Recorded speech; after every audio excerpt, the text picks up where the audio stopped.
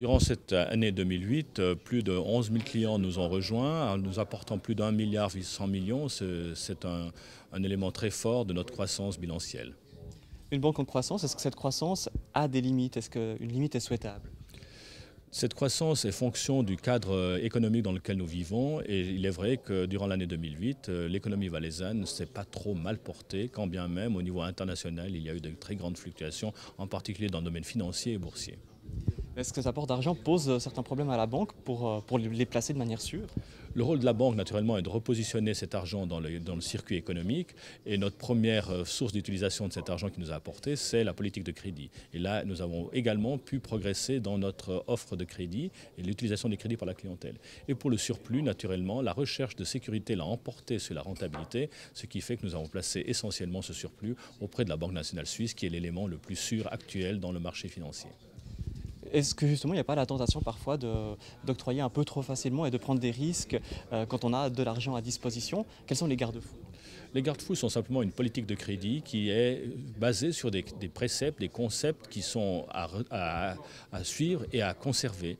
Et en particulier en ce qui concerne les prêts hypothécaires, pour éviter un peu le piège des subprimes, c'est une politique de crédit qui nécessite d'abord des fonds propres, ensuite une tenue des charges qui soit proportionnelle aux revenus du client et aussi des amortissements sur ces prêts hypothécaires. Et si ces préceptes sont suivis, je crois que nous pouvons éviter une crise hypothécaire et immobilière. Est-ce qu'il y a lieu à un certain point de refuser des clients? Nous ne refusons pas des clients. Par contre, nous partons du principe que l'argent qui nous est apporté doit être rémunéré en fonction de son prix de revient. Ce qui fait que nous avons accepté toujours tous les clients. Par contre, la rémunération des gros montants qui sont déposés chez nous sont proches de 0%, comme la contre-valeur que nous plaçons auprès de la Banque nationale suisse.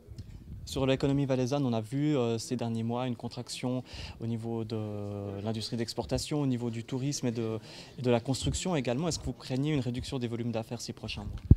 Il est évident que le Valais ne restera pas à l'écart de toute fluctuation économique. Par contre, il est vrai qu'en 2008, les domaines touristiques ont été encore très profitables.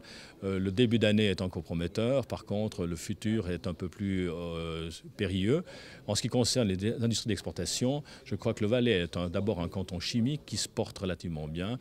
La métallurgie, elle, a un peu plus de problèmes, mais l'énergie est également très porteuse. Donc, la structure même de l'économie valaisanne devrait nous permettre d'atténuer un peu les effets de la crise sans que nous puissions l'éviter totalement.